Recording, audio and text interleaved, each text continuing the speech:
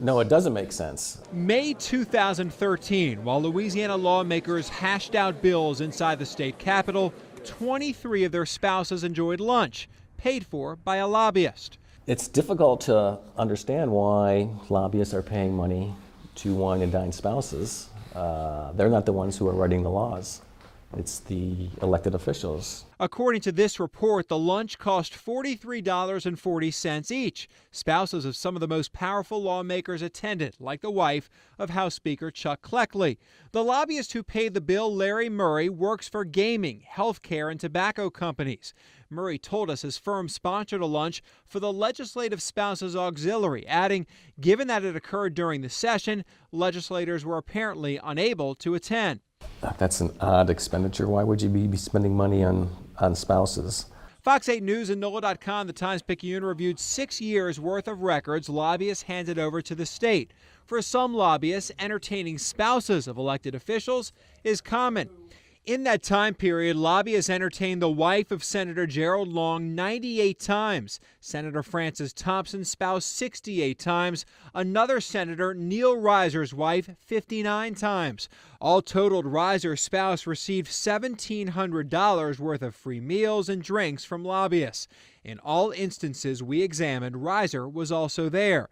It's important to note spouses receiving meals from lobbyists is allowed under the law, but one political analyst says it shouldn't be. You're taking gifts that you wish you could give a representative or a senator. You probably can't because of some part of this legal apparatus. I don't know whether it's state or federal. So what you do is you pass the money to the family or to that representative or senator through that person's spouse. Representative Pope. In 2008, when lawmakers tightened ethics laws, they left a series of loopholes. Those ethics laws put a cap on how much a lobbyist can spend on an elected official per meal. It's now $58. But look at this 2013 expense from lobbyist David Tatman, $31,000 on one reception.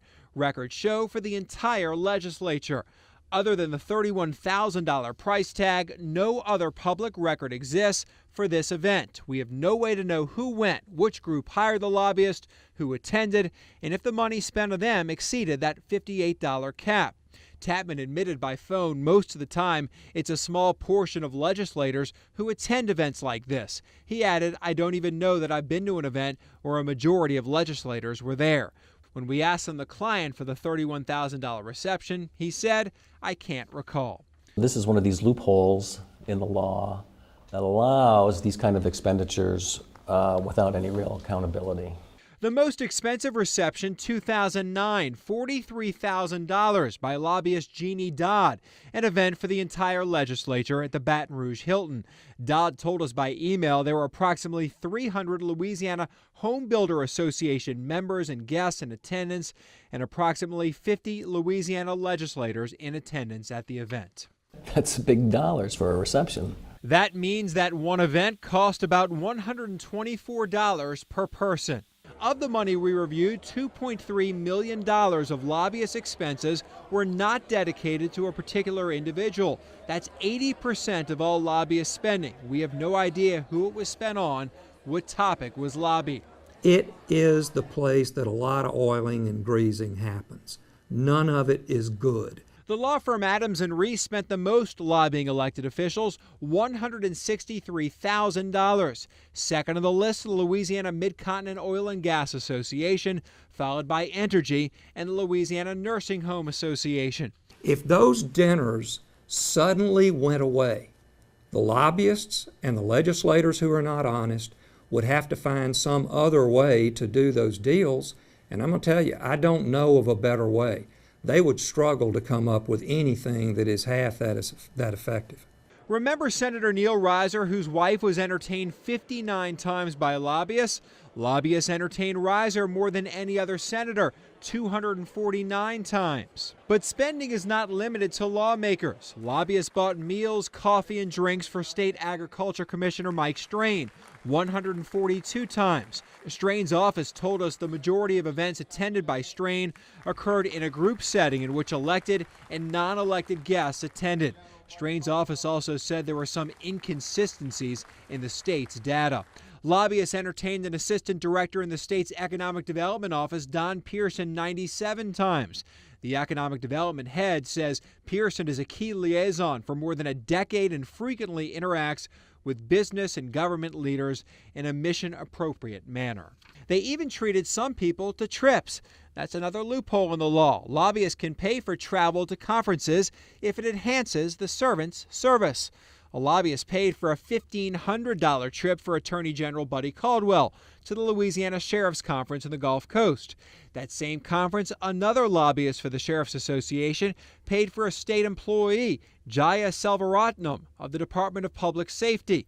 That trip cost $2,100. You take someone on a junket, and then you've got a captive audience. Some lobbyists appear to skirt the law. The law requires lobbyists to disclose the subject matters they're discussing, why they are lobbying. But look at this report by Katie Chasson, a lobbyist for CLECO.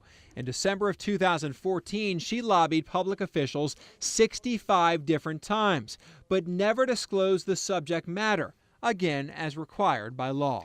It is critically important for the public to know that lobbying firms can't simply go rent or lease for a legislative session X number of representatives and senators with the money that they have from some industry, be it oil and gas or health care or whatever it is.